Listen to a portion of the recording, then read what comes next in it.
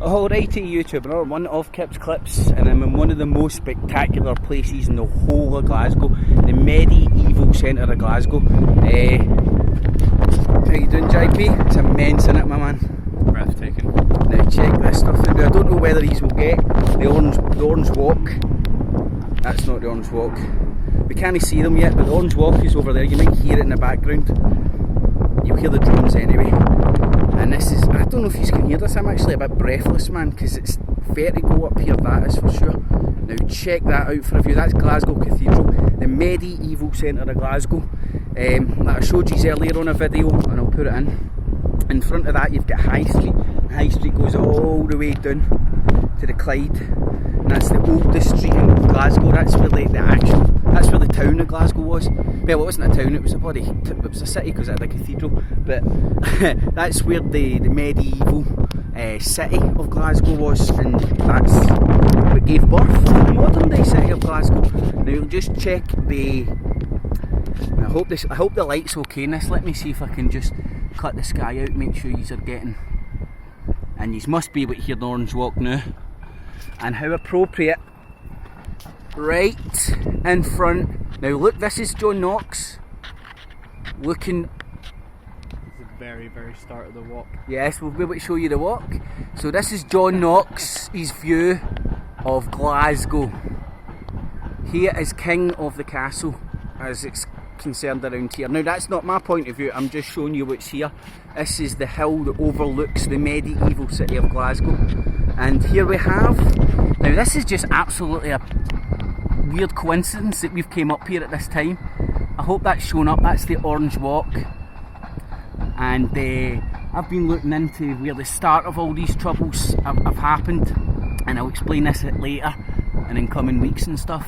It's again at the door of the city of corruption, London. It was the guilds of the city of London that were given lands by, was it Oliver Cromwell or the king previous to him? I'll need to check that out. It's hazy in my mind just now. And they were given lands there in order for them to give money to the king, or the Oliver Cromwell, can't remember now, to raise an army and go over there and slaughter the Catholics.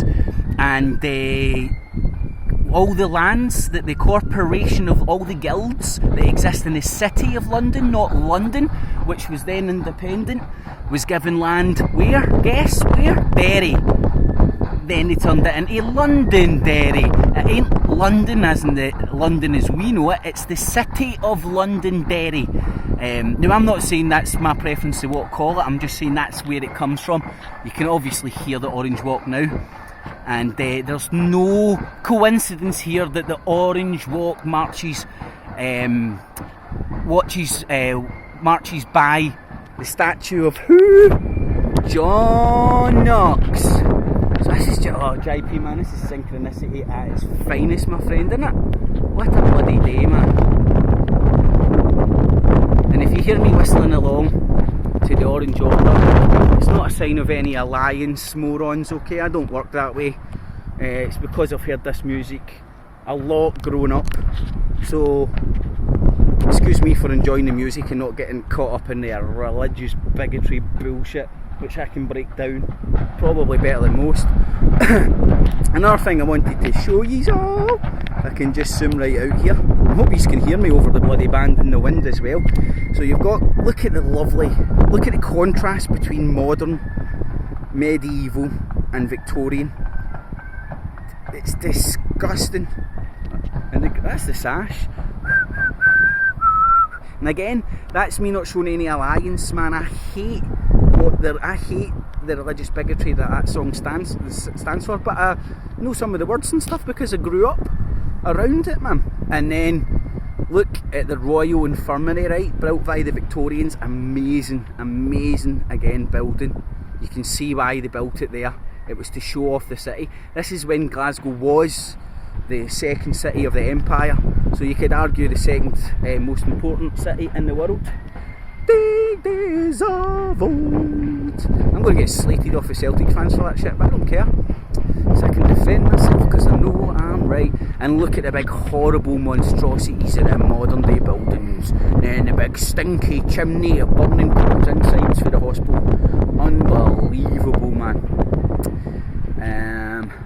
Now, let me just bounce up to the highest point. Now I'm bouncing about talking like this, and there's lots and lots of tourists up here, and they don't like the locals coming and enjoying the local scenery. Now this is the city centre of Glasgow, folks. That's High Street, 5 seconds there. How many Glaswegians have came up here and appreciated this? Hold on a sec, I need to show you the panoramic views. That's what I need to show you. Right, because check this stuff out, right?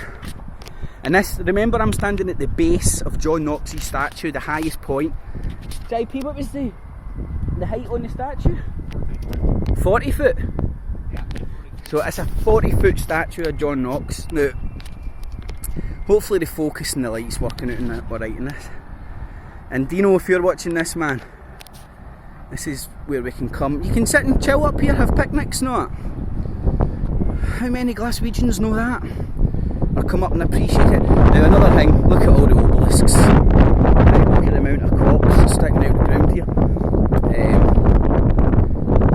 Look at the hills. Just imagine the scenery back in the Victorian day before they built all those monstrosity of towers. Glasgow is the high-rise tower block capital of Europe, folks. Yep, they cram us in. And as I was saying, now check, you don't get the idea of the scale of this place from here. But this goes on for a very, very, very long time over this way. And John Knox isn't looking this way, obviously. I think I showed you his statue. There's the big modern, I'm going to trip up or something here, hopefully not. There's the big modern monstrosities and the big lovely chimney. And then you've got, I'm going to call it, beautiful Royal Infirmary. Beautiful building, man. I think many could argue with that. And then, I'm no fan of cathedrals and what they stand for, but it's no fucking taking away from the beauty of them, man. And this has got to be one of the best views of a cathedral anywhere in Europe, I would argue. Anywhere in Europe by far. There's JP just appreciating the views. Absolutely by far. I mean, I'm not even joking, it takes your breath away here. I don't know if it's a wee bit vertigo and stuff, because, and hopefully this camera's doing it justice here, or I'll hold it up. That's as high as I can get it. And just go and check your history book, folks. The cathedrals were the start of most of all medieval towns, cities or whatever town, because I think they were called towns back then, even though they had cathedrals. In fact, I think I'm right in saying that. Now let me see if I can zoom in. I don't know how much justice this crappy wee camera will do this, because it will all be digitally pixelated.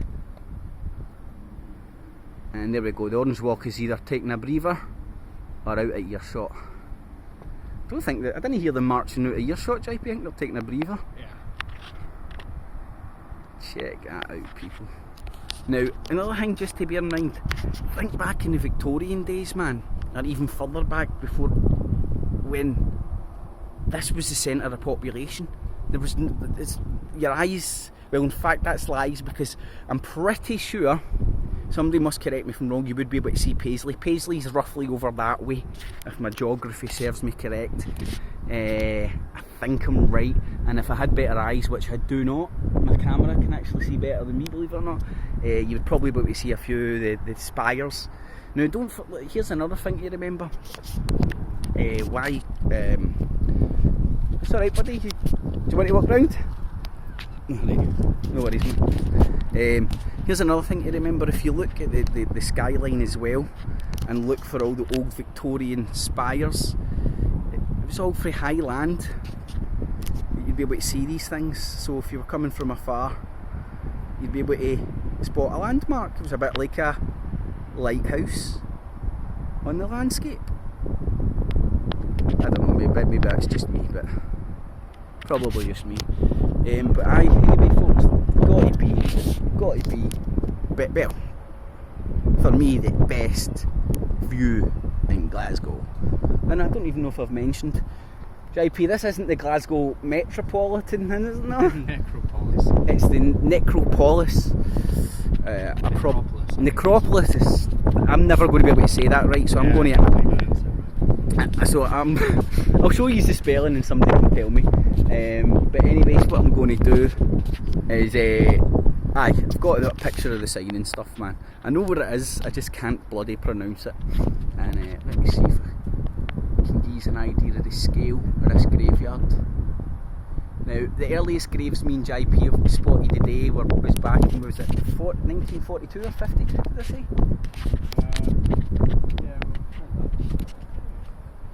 So it was still in use in the 20th century. But I would argue for only the creme de la creme of the crematoriums. As you can see, you can come up here, grab a wee poo. Me and JP are just actually sitting down there chilling. And I think we're going to do a wee bit more chilling, like a villain. Alrighty YouTube, catchies.